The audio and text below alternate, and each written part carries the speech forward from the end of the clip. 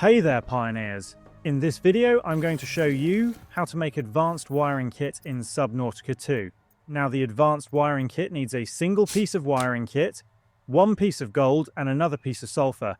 Out of all of these materials, the gold and sulfur are the ones that are a little bit hectic to get. The normal wiring kit is the most simple one to get, with it only requiring a copper wire and a piece of silver.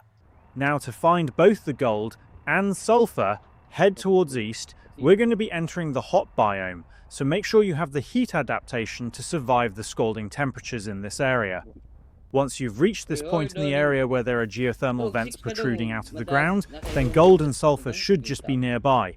For example, right here just under the vents are some gold that you can collect by using your sonic resonator, and some smaller ones that you can collect by breaking with your hand, and there's sulfur right here attached to the corals. With all that collecting done, you can now make your advanced wiring kit, and that's about it on how to make an advanced wiring kit in Subnautica 2.